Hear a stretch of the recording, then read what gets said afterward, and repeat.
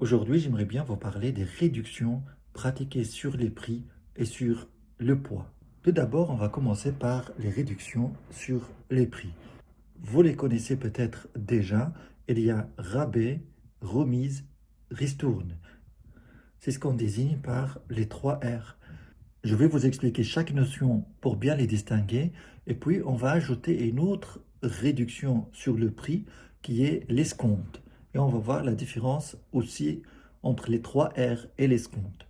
Et puis, les réductions sur le poids, il y a la tare, il y a le bon poids et il y a coulage. Et finalement, il y a la notion de réfaction. Ces réductions également qui se pratiquent sur le poids sont moins connues, mais qui se pratiquent au niveau commercial. D'abord, j'aimerais bien vous parler de la notion de rabais. Le rabais s'obtient en cas de non-conformité avec les marchandises commandées. La qualité des marchandises n'est pas la même que celle qu'on a commandée. À ce moment-là, on peut discuter un rabais. On peut avoir une réduction de prix qui s'appelle rabais.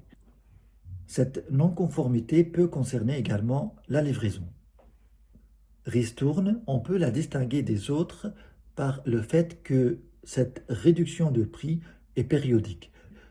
On la détermine en fonction des achats effectués au cours d'une période par un client fidèle et régulier. Et puis vous avez la remise.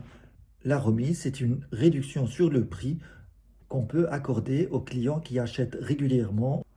Maintenant, comment distinguer l'escompte des autres réductions? L'escompte, c'est une réduction financière, alors que les autres réductions, il s'agit bien des réductions commerciales, parce que ces réductions-là sont liées aux conditions de l'achat et de la vente. Le rabais, c'est parce que la marchandise n'est pas conforme. La remise, par exemple, c'est parce que le client a acheté beaucoup de choses. La ristourne, c'est parce que également des clients sont fidèles et ont contribué sur une période donnée au chiffre d'affaires. Mais l'escompte n'est pas lié à l'achat et la vente, c'est une réduction financière. C'est-à-dire que cette réduction ne regarde que le délai de paiement. Si un client, par exemple, paye à l'avance, c'est un avantage pour le fournisseur, pour le vendeur. Donc, le fait que le vendeur reçoit l'argent à l'avance, c'est un avantage financier. Maintenant, si dans une facture, il y a plusieurs réductions sur le prix, on va commencer par quelle réduction? On va commencer d'abord par le rabais, et puis remise, et puis ristourne, et l'escompte, c'est en dernier lieu parce que l'escompte est conditionné par la date du paiement. Maintenant, on va revenir aux réductions pratiquées sur le poids. Vous avez la tare. La tare, c'est le poids de l'emballage. Donc, on va réduire le poids de l'emballage pour avoir le poids net des marchandises. Ça s'appelle la tare. C'est une réduction accordée pour compenser le poids de l'emballage. Maintenant, la notion du bon poids, c'est une réduction accordée au client pour compenser la perte qui peut venir de la vente au détail. Parce qu'il y a par exemple une difficulté à peser le poids juste. Et puis vous avez la notion de coulage. C'est une réduction pratiquée sur le poids pour compenser la perte des liquides pendant le transport. Et puis en dernier lieu, vous avez la réfaction. Alors la réfaction, c'est une réduction accordée pour compenser le poids des corps étrangers dans la marchandise. Par exemple, vous vendez des sacs de café et dans ces sacs-là, il y a des corps étrangers comme des pierres ou des cailloux, je ne sais pas quoi.